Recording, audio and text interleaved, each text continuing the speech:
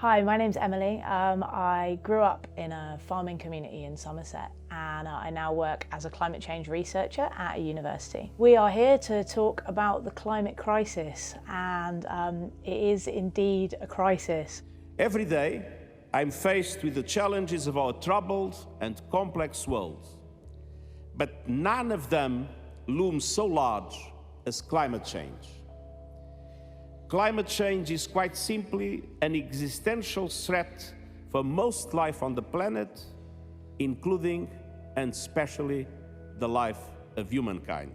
When I did my PhD about 10 years ago, we were already pretty clear that climate change was a really serious threat and that it was getting worse. And we've known for probably a good 20 years or so that the link between what we do as people, between the choices that we make and the resources that we use and the emissions that we create, that the link between that and the changing of the climate is now certain. We know that there's enough scientific evidence to know that we as humans are causing the majority of the climate change problems that we're seeing in the world today. The reason that climate change is happening is mainly because of carbon dioxide and because of a few other greenhouse gases as well. The bad news is that our emissions of CO2 have never been higher. They continue to rise year on year, despite the fact that we know that every single tonne of this gas that we release into the atmosphere causes graver climate impacts in the future. The problem is that the climate crisis is already impacting food production. It's already becoming more difficult to farm. And this is even happening in places like the UK, and it's happening especially in massive food producing countries such as America, where farmers are already saying that they're seeing real problems in producing food in the same volumes that they always have done, because they're experiencing heat waves, because they're experiencing floods, because they're experiencing drought. And this is going to keep getting worse, and every extra degree that the temperature goes up, it's going to be increasingly severe. And what happens if we can't create food is simply that there won't be enough of it to go round. The prices will get higher and higher and higher until the point where a lot of people actually can't afford to buy staple things such as bread and such as rice.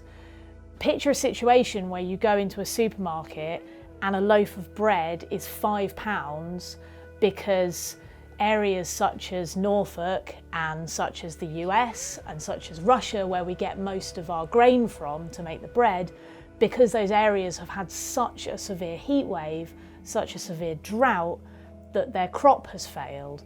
This is not some crazy nightmare scenario. This is not something that we're looking at happening in 30, 40, 50 years' time. This is something that's going to happen soon and is going to be worse the more we allow this climate crisis to continue. Here in the UK, we were one of the first countries to actually accept this problem and to actually put in place meaningful action to do something about it, which was great. We've got a strong track record. Back in 2008, we put into place some of the world's first policies to address climate change. Unfortunately, since then, what we've done has essentially been nothing. What's happened is that all of the emissions that we used to produce are now being produced by the goods that we consume that are now made in factories overseas.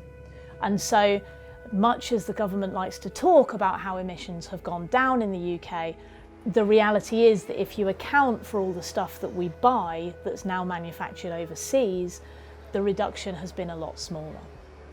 The other thing is that we've managed to do really well in certain sections of our economy, but in other sectors such as transport and industry, our emissions actually haven't gone down at all. And this is despite knowing for such a long time the urgency of the action that we need to take. And so we're really at a crossroads here in the UK. we're really starting to see what happens if we don't do something about climate change. We're really starting to see the effect that it's going to have on communities. And yet at the same time, we're seeing just how little action is being taken by politicians and by businessmen to actually do something about this crisis. And so we're here partly to take the correct fork in this crossroads, to go in the right direction and to try and put ourselves on the right side of history, to try and address this crisis before it becomes something that we can't actually address. Sometimes you'll hear doom mongers saying, oh, well, it's too late, we've already reached a tipping point, we've already gone too far. According to the science, that's not true. However, for every degree that you go more, the impacts become worse. And so at the moment, the climate has warmed by approximately 1 degree since industrialisation started. This doesn't sound much, but we're already seeing the impacts that this is having, and we're already really clear, we've got really solid evidence that it's our actions as human beings that's causing these impacts. According to the world's finest scientists working on this stuff, then anything above about 2 degrees of warming will have not only catastrophic, but also completely impossible to predict impacts. Once we go over that 2 degrees, we genuinely don't know what will happen. At the moment, the impacts that we're seeing are already more severe than we thought they would be. For 1 degree of warming, 20 years ago, nobody predicted that Australia would be on fire. Nobody predicted that Greenland would be melting as fast as it is right now. Nobody predicted that we would be looking at the kind of sea level increase that we're really starting to think about. What we need to do is we need to keep it as far below that 2 degrees as possible, because if we get even close to that 2 degrees, we lose the ability to predict what might happen. And we start to see mass ecosystem collapse. We start to see species go extinct at a faster rate than they ever have done. We start to see food prices increasing because farmers are going to find it more difficult to make food, and we're going to start to see communities really torn apart by this crisis. We're already seeing communities have to move because the sea level rise has meant that there's now coastal flooding in their area, and people have lost their homes because their homes are now getting flooded every single year. And this is just due to a tiny increase in sea level. At the rate that we're going, we're looking at potentially up to 1 meter's worth of sea level rise. In the UK, we're an island nation and we really cannot afford to run this risk. And the reason that we feel so passionate about this is because the window of opportunity to do something about it is really closing. What's needed is radical action of the kind that we haven't had over the past few decades. Our only option now is to try something new, and that's exactly what Extinction Rebellion are doing. Now, the whole point is that we can't wait for somebody else to do it. We all have to accept that this crisis will affect all of us, and therefore we all have a responsibility to think about what we can do to help.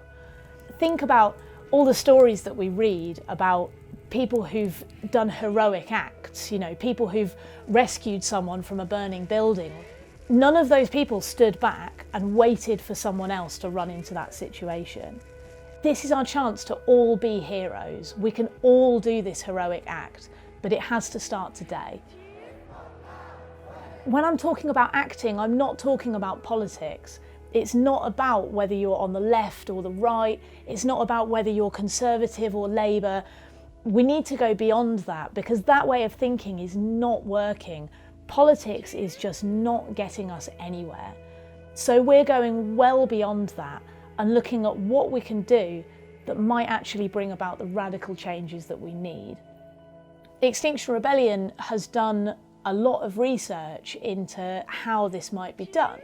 And one of the best ways of doing this research is to look at examples from history of cases where it's worked, where people have actually managed to turn things around. And they've looked at examples including the civil rights movement, the suffragettes, Gandhi, who managed to gain independence for India. Something that they all have in common is that they all undertook civil disobedience. What that means is refusing to abide by all of the rules of society, and in some cases breaking the law. And all of those movements were successful. And nowadays we look back on those movements and we think, obviously votes for women, obviously that was a fantastic thing. But at the time, those activists were criticised for breaking the law. Those activists were criticised from all corners, and especially by the politicians and the powerful who had it in their interests to prevent those women from getting the vote. And what we hope is that in the future we'll look back at Extinction Rebellion and people go, oh, well, of course it was a good thing that we did something about the climate, and of course it was good that they took those methods. So the thing that all of these successful examples of radical change from history have in common is that they all caused a fuss. And that's exactly what Extinction Rebellion are here to do. Our acts are non-violent, and this is really core to our principles, because the history shows that if you undertake any sort of social change in a violent way, what you get is violent outcomes. If you undertake a coup using violence, then what you tend to get is a regime that's just as violent as the one that preceded it, as the one you overthrew. The movements that have successfully managed to bring about long-lasting change in a peaceful manner have used non-violent techniques. But non-violent doesn't necessarily mean that we have to stick to the law. In some cases, this is the best way of getting our voice heard, and this is why Extinction Rebellion follows the methods that it does. But what's really important to our movement is that it's not just about getting arrested. The arrestees get all of the press coverage. Of course they do. The press love images of people getting carried off a street by a police officer. What they don't show is the hundreds of other people who are involved at all stages of the movement, all the way from planning something to getting people together, to making the art, to making the social media pages, all the way through to when you're there, the people running the kitchen and the people playing the music and the people looking after people in the welfare tent. All of these people are crucial to Extinction Rebellion because we're going to need all hands on deck. It's the only way that we're going to avert this absolute catastrophe that we're facing at the moment. The time for sitting and waiting for somebody else to deal with this catastrophe is in the past. That ship has well and truly sailed. We're entering a world of entirely unpredictable outcomes which could threaten the safety and security of our families, our children, our friends, and our homes and the things that we have around us and the place that we live and the place that we grew up. What we want the most is to protect the things that we love. We can do this kind of thing. We have done it before. During World War II, we had a mass programme of investment in infrastructure. We had a complete reversal of the way society worked. And we had people and communities coming together to help each other through an incredibly difficult situation. And historians to this day talk about the incredible atmosphere of community and cohesion and solidarity amongst those communities, such as those in London who were hit by the bombing in the Blitz. So we can do it. We can pull together as a society to face this crisis. The world that we're facing doesn't have to be some nightmare scenario of just everyone out for themselves in the face of these increasingly terrifying impacts.